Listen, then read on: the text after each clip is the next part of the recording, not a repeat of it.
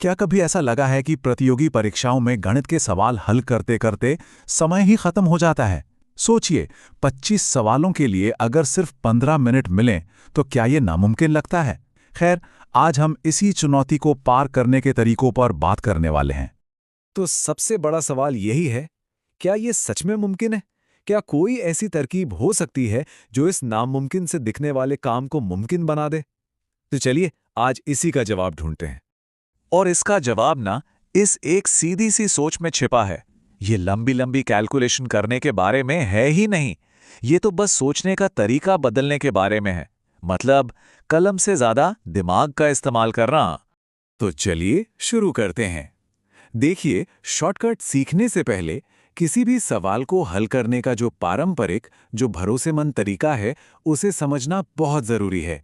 इसे अपनी बेसलाइन मानकर चलते हैं। तो चलिए एक टिपिकल सवाल देखते हैं जो अक्सर परीक्षाओं में आता है।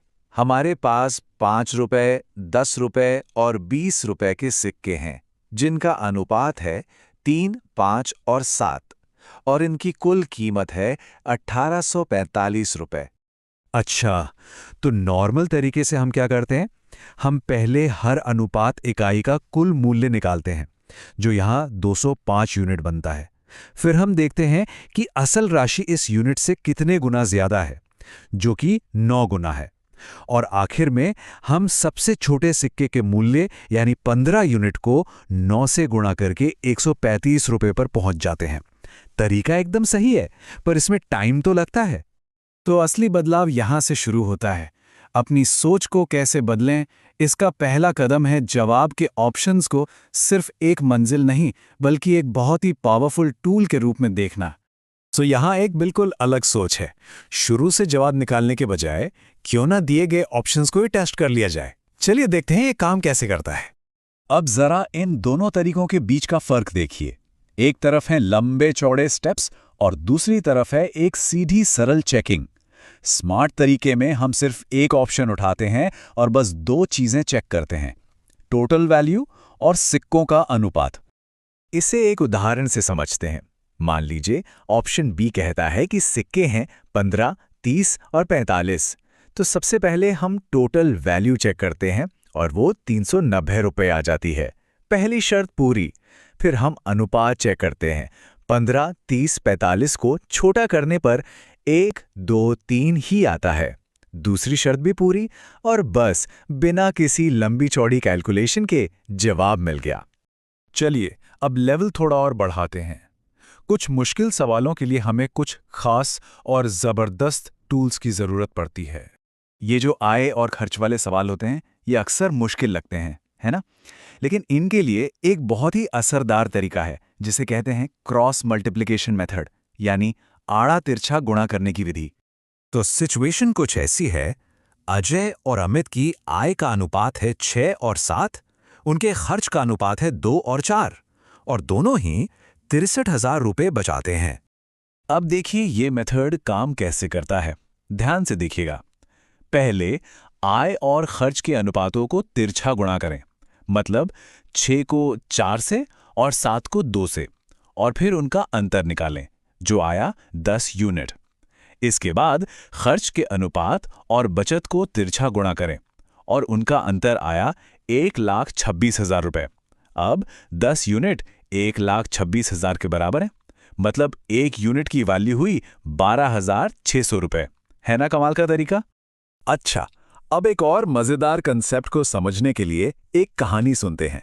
ये कहानी है एक टूटे हुए हीरे की, जो हमें कीमत और अनुपात के बारे में एक बहुत जरूरी सबक सिखाएगी। तो इस सवाल का सबसे जरूरी नियम यह है कि हीरे की कीमत उसके वजन के स्क्वायर यानी वर्ग के सीधे अनुपात में होती है। मतलब अगर वजन 2 गुना हुआ तो कीमत 4 गुना हो जाएगी। तो मान लीजिए कि टूटने से पहले हीरे का वजन 6 यूनिट था, तो नियम के हिसाब से उसकी कीमत थी 36 यूनिट यानी 6 का स्क्वायर। लेकिन जब वो 3, 2 और 1 यूनिट के 3 टुकड़ों में टूट गया तो उनकी कुल कीमत सिर्फ 14 यूनिट रह गई। कितना बड़ा फर्क है! तो सीधा सीधा मतलब यह हुआ कि कीमत में 22 यूनिट का भारी नुकसान हो गया। ये कहानी दिखाती है कि कुछ चीज़ों को तोड़ने से उनकी वैल्यू कितनी तेजी से गिर सकती है। देखिए, तकनीकें सीखना एक बात है, लेकिन उनमें महारत हासिल करने और प्रेशर में परफॉर्म करने के लिए एक खास तरह की सोच, एक माइंडसेट की ज़रूरत होती है। ये सफ़र ना 3 लेवल का होता है। पहला है बिगनर, जो टाइम के साथ ही जूझता रहता है। दूसरा है प्रो, जो समय पर पेपर पूरा कर लेता है। और फिर आता है प्रो मैक्स, जो समय से बहुत पहले पेपर खत्म करके टॉप स्कोरर्स में शामिल हो जाता है। और जब कोई इस प्रो मैक्स लेवल पर पहुंच जाता है तो क्या होता है? जवाब है ये नंबर 9। जी हाँ, सिर्फ 9 मिनट। इस विधि के प्रशिक्षक ने अपना गणित का पेपर सिर्फ 9 मिनट में पूरा कर लिया था। और ये सब सिर्फ शॉर्टकट या ट्रिक से नहीं होता।